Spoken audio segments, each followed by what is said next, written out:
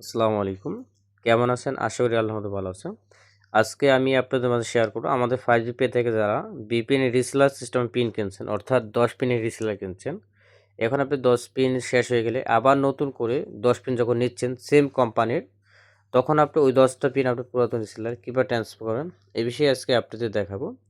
এজন্য সর্বপ্রথম কি করতে হবে আপনার, এখন আমরা এক রিসেলার থেকে অন্য রিসেলার ট্রান্সফার করার জন্য আমরা সর্বপ্রথম নতুন রিসেলার লগইন করব। অর্থাৎ যে রিসেলার থেকে আমরা পিন ট্রান্সফার করব পুরাতন রিসেলারে। এজন্য সর্বপ্রথম আমরা এখানে যে ইউজার পাসওয়ার্ডটা দিয়েছি এটাতে আমরা এখন লগইন করব, ঠিক আছে? এখন আমি যে এটা হলো তুফান VPN, এটা দেখাচ্ছি সেম ক্যাটাগরিতে সবগুলো ট্রান্সফার করতে হবে। আমি এখানে পাসওয়ার্ড কপি করে নিয়েছি, এজন্য পাসওয়ার্ডটা পেস্ট করে দিচ্ছি নিচে, ঠিক আছে? ইউজার যেহেতু আমার মনে আছে এজন্য আমি ইউজার বসাই দিচ্ছি এখানে, দিয়ে লগইন করে দিলাম।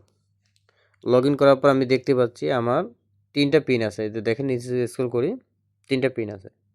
এটা হলো আমার নতুন রিসেলার। সেম কোম্পানির আমি পুরাতন রিসেলারে আমি 10 পিন এই 3 পিন ট্রান্সফার করে নিতে চাচ্ছি। যে আমার যে আগের রিসেলার ছিল। এজন্য আমি যে কাজটা করব, আমি পুরাতন রিসেলারটা এখানে কপি করে নিয়ে আসলাম। দেখতে পাচ্ছেন। এখন আবার আসবো। আসার পরে আমি এখানে যে কাজটা করব, এই ক্রেডিটে ক্লিক করে দেবেন। তারপর রিসেলার ক্লিক করব। রিসেলার ক্লিক করে দেওয়ার ফার্স্টে আমি ক্লিক করব না, নিচে আসবো। নিচে আসলে দেখতে পাচ্ছেন ট্রান্সফার ক্রেডিট।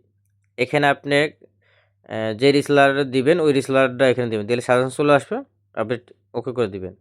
তারপর 3টা ক্রেডিট 3 ক্রেডিট দিবেন, দেওয়ার পর নিচের যে বাটন আছে এটা ওকে করে দিয়ে ট্রান্সফার ক্লিক করে দিবেন। বাস আপনার পিন ট্রান্সফার হয়ে গেছে। এখন দেখতে পাচ্ছেন একটা পিনও নাই। যদি আপনি ড্যাশবোর্ডে যান, দেখতে পাচ্ছেন আপনার যে কটা পিন ছিল সমস্ত পিনগুলো ট্রান্সফার হয়ে গেছে। এখন আমরা দেখব যে আমাদের ওই রিসেলার পিন আসলে গেছে কিনা। পুরাতন রিসেলারের ইউজার দিয়ে দিলাম, এখন পাসওয়ার্ড দিয়ে লগ ইন করবো।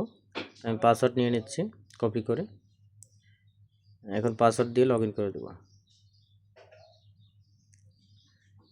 লগ ইন করে দেওয়ার পর দেখেন, যদি নিচে স্ক্রল করেন দেখেন 7টা পিন দেখতে পাচ্ছেন। আগে 4টা পিন ছিল, এখন 3টা পিন দেওয়া হচ্ছে। এখন যদি আমি হিস্ট্রি দেখি, লগে ক্লিক করি, এখানে দেখেন ক্রেডিট লগে যদি ক্লিক করি, এই যে দেখতে পাচ্ছেন আজকে তারিখে ও যে দেখেন আপনি 3টা পিন ট্রান্সফার করছে, ওই যে দেখছেন উপরে 3টা পিন দেখা যাচ্ছে। এইভাবে হলো আপনি পিনগুলো ট্রান্সফার নিয়ে আসবেন। এখন আমি দেখানোর চেষ্টা করব বুলনেটের এক রিসেলার থেকে অন্য রিসেলার প্রিন্ট, অর্থাৎ প্রিন্ট কীভাবে ট্রান্সফার করবে। যেহেতু বুলনেটের প্রিন্ট ট্রান্সফার সিস্টেমটা একটু ভিন্ন, এই জন্য সর্বপ্রথম বুলনেটের রিসেলারটা লগ ইন করে নিতে হবে। আমি লগ ইন করে নিচ্ছি, দেখতে পাচ্ছেন। এখন আমি লগ ইন করার পরে এখানে আপনার থ্রি ডট মেনুতে ক্লিক করে দেবো। থ্রি ডট মেনুতে ক্লিক করে দেওয়ার পরে প্যানেল টুলসে ক্লিক করব, ঠিক আছে?